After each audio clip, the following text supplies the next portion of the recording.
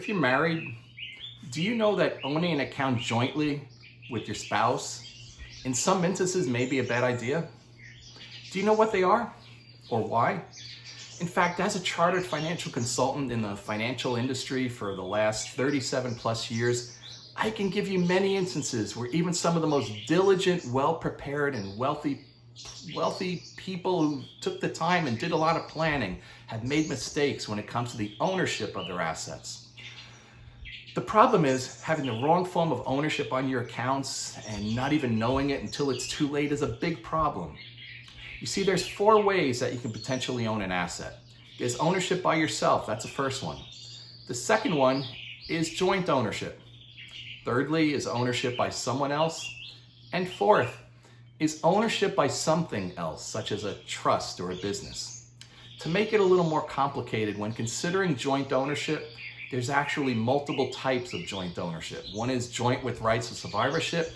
The other is what they call joint tenants in common. Do you know which is correct for your situation? Congratulations if you do, because most people don't. And many people make mistakes when it comes to this type of ownership. And unfortunately, having the wrong type of ownership on an account or on certain assets is something that too many people often overlook and don't discover until after it's too late. Bottom line, when it comes to accounts that you have, whether it be a bank account or an investment account or maybe an annuity account, maybe an insurance policy or the titling on your house, whatever, the form of ownership is vital. Now, like I just said a moment ago, for example, are your accounts owned individually in your name or jointly with someone else? If with someone else, are they joint with rights of survivorship or joint tenants in common? Are they joint with your spouse or with your son or daughter? These are just a few examples. Now, each comes with its own advantages and potential disadvantages or consequences. For example, do you know that sometimes even owning an account or an asset jointly with your spouse may potentially be a bad idea? Do you know why? Because it may cause a problem with your will. I'll give you an example. Let's say you have a will and your will says your $50,000 CD is to go to your daughter and your $50,000 cottage in the woods is to go to your son. In the meantime, you own these assets jointly with your spouse. You die. Who gets them? Your spouse or your son or daughter? The thing is, depending on the wording, it may not be what you think.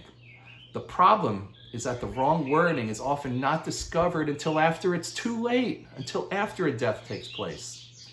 You need to coordinate the ownership of your assets with your estate planning documents. Another example of some type of accounts, such as certain annuities and certain securities accounts, such as a real estate investment trust, they're called REITs. You know it may not be a good idea to own jointly with your spouse? Do you know why? Because doing so may prevent the proceeds from becoming liquidated at your death. See, while some companies may say that if it's a joint account and one of the owners dies, the account may continue for as long as the other owner is still alive, and yet other companies may say that the account becomes liquid at the first death. See, when it comes to annuities, you also need to be very careful and look into the annuity to see if it's called an owner-driven contract or an annuitant-driven contract. If you have an annuity, which is yours?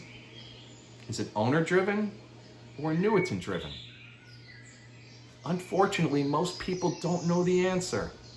And depending on which it is going to determine how the death benefit is paid or when the proceeds become liquid. This may also be true for some types of accounts like bank accounts, such as CDs. Now, here's another question. How about life insurance? If you have a life insurance policy, who should own it? Who owns yours? See, the main issue here may have to do with taxes. Now, when it comes to life insurance, it's actually 4 different parties involved. There's the owner, the insured, the premium payer, and the beneficiary.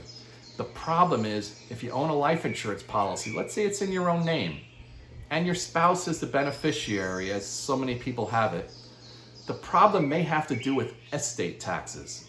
See, good news is life insurance proceeds are tax-free, but they're not estate tax-free. So what do you do if you have a large policy and you're the owner? Well, you may consider changing it to one of your kids, for example. However, if you do, you have to promise to live for 5 additional years to see the tax benefits. How about a living trust? Should a living trust own your assets? Is this a good idea or a bad idea? The answer is it depends what the asset is. With some assets like life insurance and annuities, having a trust as owner may cause problems. The biggest problem may have to do with taxes. Bottom line, owning an asset jointly, especially with somebody other than your spouse, may not be conservative planning. It may come with hidden potential risks. In another episode, we're going to talk about one specific example, and that is why even having your own son or daughter's name on your own bank account may not be a very good idea at all. And I'll explain why it may actually cause you to lose your money. Okay, just a couple last things. First, can you do me a favor? Can you hit the like button and the subscribe button? Second, all of the information on this channel comes from one of my 2 most recent books. If you don't want to wait around to future episodes and you want to get all the information that's on there, you see the books up on the shelves ahead of me, you can just go to Amazon.com. Search my name, search Ralph Loffredo. That's RALPH-LOFFREDO. One thing is when you get these books, you're going to see they're not like a novel. They're more of a guidebook. In fact, it's written in outline form. And the way you do it is you go to the page, the table of contents, or the quick reference guide. And if you want to find something or you're in a situation, just look up the information that pertains to you. Go to that page, see what it says, and put it to immediate use. Get immediate results. Now, as a disclosure, I've got to give you some fine print. See, everybody's situation is different. It kind of reminds me of when I used to go to this one doctor. When I'd go into the exam room and the doctor would walk in, he'd say, "Ralph, what's a good investment?" And I would always answer and say, "Doctor, what's a good medicine?" You see, what might work well for one person may not work well for somebody else and may even be dangerous to someone else. Now, because I am and have been licensed in the financial services industry, I am required to give you this disclosure. No information that I'm giving to you or that is on this channel is in any way a solicitation for the purchase of any securities or insurance or investment product or service. The information on this channel is for entertainment purposes only. As a viewer, you agree to hold myself and any company or other person harmless. Now, none of this information is intended to be used as a source for legal or accounting advice because I'm neither an accountant or an attorney. When it does come to legal or tax matters, you're urged to get advice from a competent attorney and accountant. Also, in some suggestions or ideas or information presented on this channel may have inadvertently introduced practices or information or strategies that may be unlawful in certain states or areas. When it comes to taking any specific advice or suggestions, or when it comes to any investment or insurance matters, you are urged to meet with a competent licensed insurance and/or securities representative. I am not responsible, nor do I guarantee any specific or suggested amount of success, financial or otherwise, or any amount of retirement security or any leadership, power, or wealth to be obtained by you, the viewer, or any other person. The information on this channel is simply meant as a guide.